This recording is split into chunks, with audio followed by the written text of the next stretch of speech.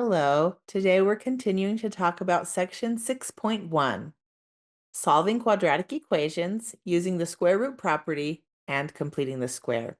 In this video, we'll finish the section by talking about why it is called completing the square and do problem number 16. There's a video in the notes so that you can watch it and understand a little bit more about completing the square. We see here the algebra tiles that we worked with previously, and we're given this problem. X squared plus 10x equals 24. How can I solve? By completing the square. Well, we already moved c to the other side. Now we need to change the format. So if I have x squared plus 10x and I want to change that into a square, then this would be x plus 5 times x plus 5. How many of these yellow boxes will I have? Well, 5 times 5, so 25.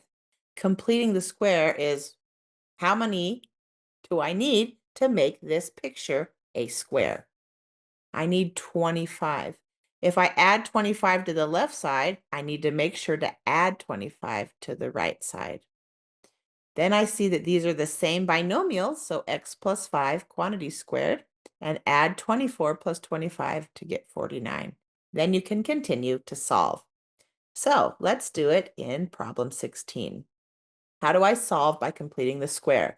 Step 1 is move any constants to the right side, so I add the 4.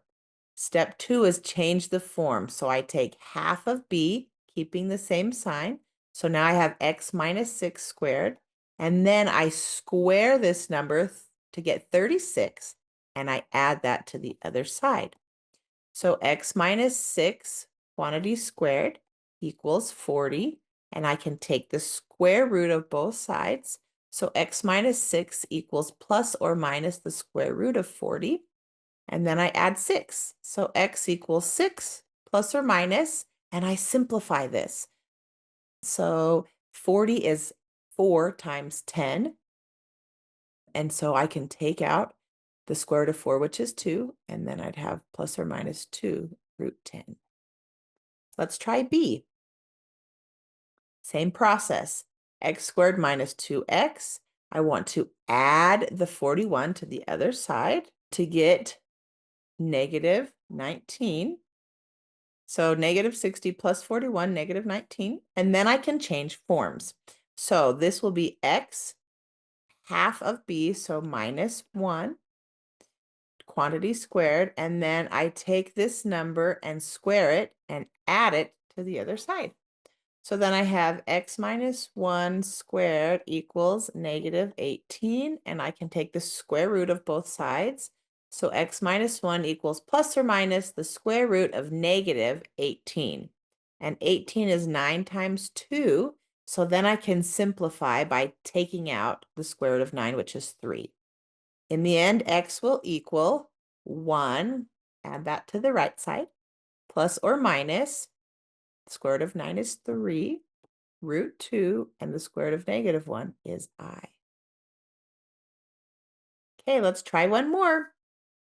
Same thing here, x squared plus 16x equals a negative 47 minus 17, which will give us a negative 64. Now we can change forms. So half of b, so x plus 8 quantity squared, and then you take this value and square it. So 8 squared is 64, so plus 64. So x plus 8 quantity squared equals 0. So now I can take the square root of both sides, and x plus 8 equals 0, so x equals negative 8. Great job completing the square. I hope it's been helpful to look at it in a variety of different ways. Congratulations, you finished 6.1. We'll see you next time.